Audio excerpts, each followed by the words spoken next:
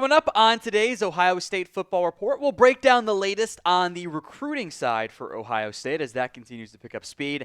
And coincidentally, in line with the NFL schedule release, some college football schedule news. Ohio State, Texas details. We'll break that down.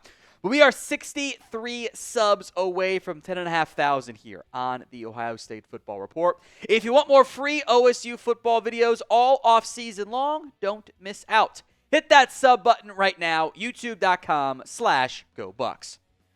Let's get into the big noon kickoff news. Week 1, we've known it's going to be Ohio State, Texas, and maybe it's not much of a surprise. This will be the big noon kickoff game to open up the non-week 0, which is still kind of funny, college football season. Texas visiting Ohio State. The Buckeyes, by the way, the early line over on ESPN, 3-point favorites in favor of the Buckeyes against, we assume, Julian Sayin and Arch Manning, although by no means is that set in stone necessarily. Buckeyes in line to be favored in this one. Awesome way to start the season. Just take out the OSU fandom side. Objectively, good football game to kick off the season. Texas, Ohio State. Both teams are going to be among the college football playoff favorites. A potential CFP preview, which teams will be very different by then.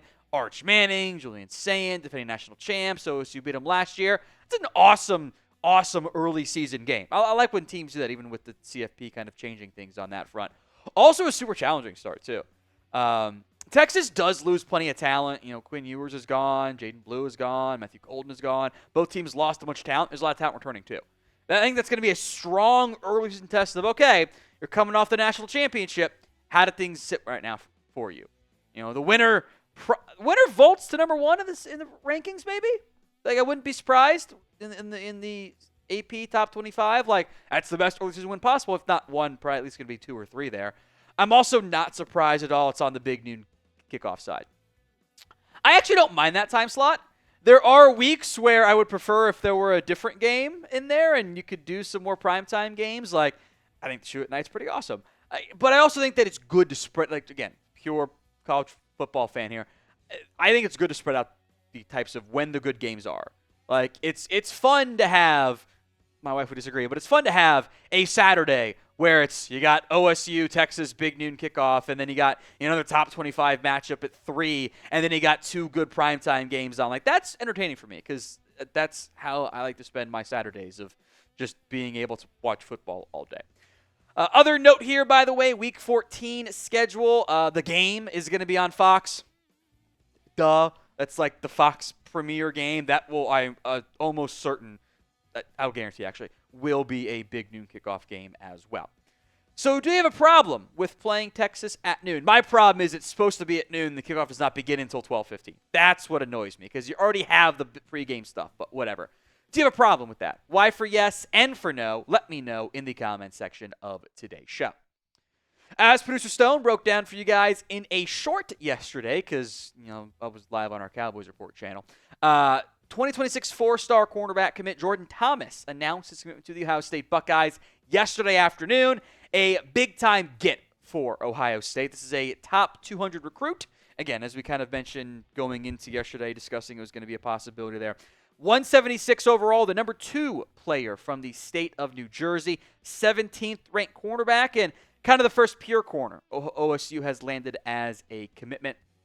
Bill Kurelic had this to say: Thomas, first and foremost, a cornerback talent. I think will get meaningful reps in his second year at Ohio State at the latest. He can be a 2 to 3 year starter for the Buckeyes and a future early round NFL draft choice after 3 years at Ohio State.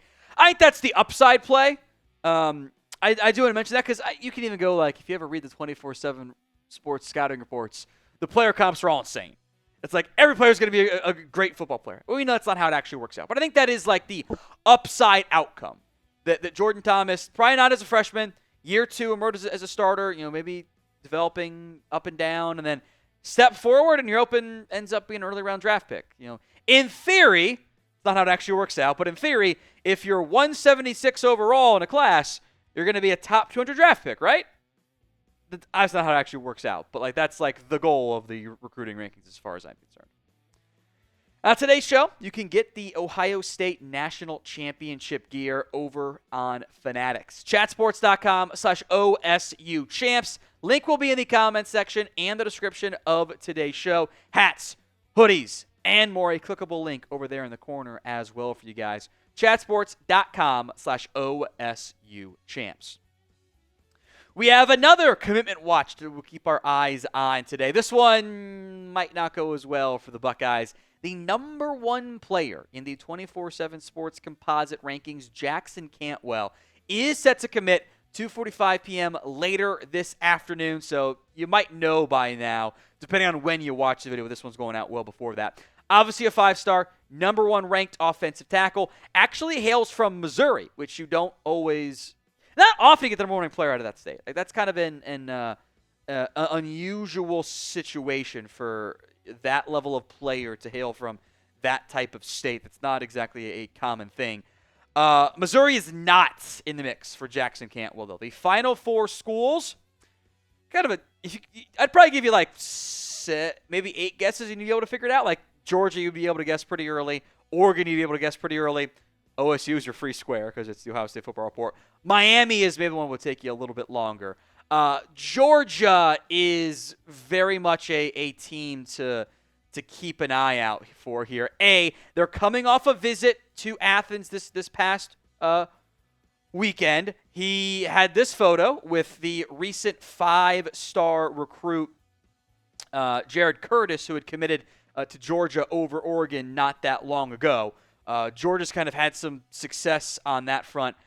I am curious if the Hurricanes could be a surprise fit here. I think that the NIL ability for the Hurricanes has been a key factor. There's been some report that the Georgia NIL offer was a bit lower than Miami's, and there is an offensive line coach, Mario Cristobal at Miami. So I don't get, again, it's recruiting, stuff happens. I don't get a great vibe that the Buckeyes are a favorite on this front here, but I think the Buckeyes could be a wild card, and they are in the Final Four, so they cannot be ignored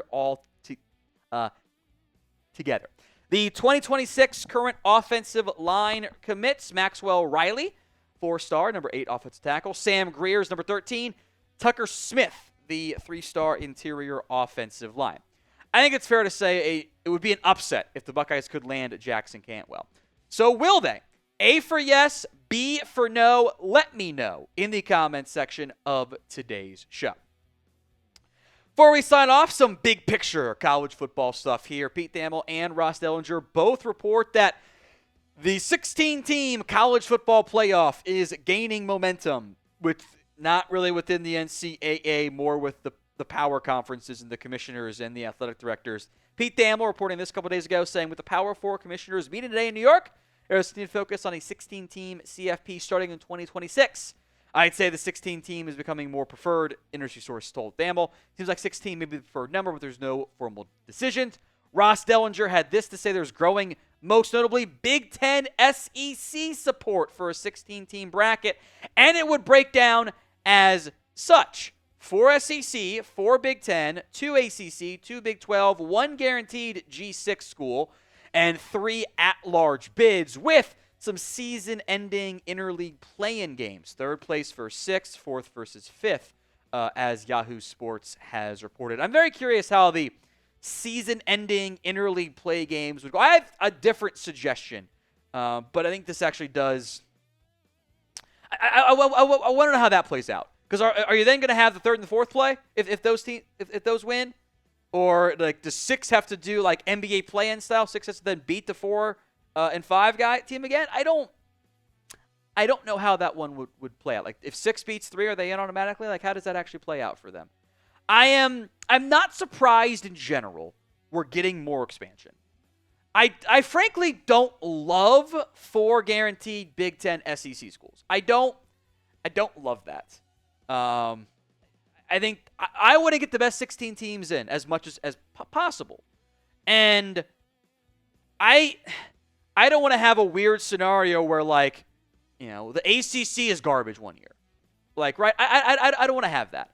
I don't want to have a scenario where the ACC's got one good school and, you know, a 9-win Hurricane team is guaranteed to get in no matter what. I don't want to have that.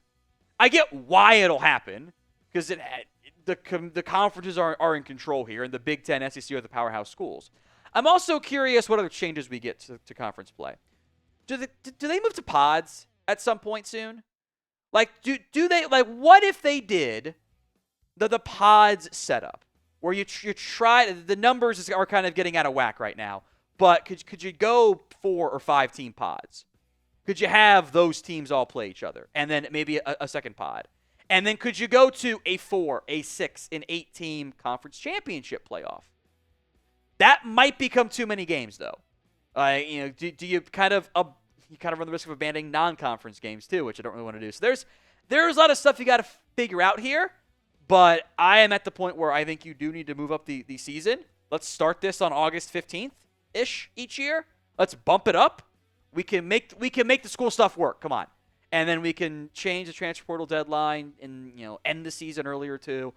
I'm very curious how this plays out because there's a lot of question marks I have that in the end lead to good things for Ohio State and everyone else because it's going to be more money, and that's always the benefit. But I have questions that still linger that might not ever fully be resolved either.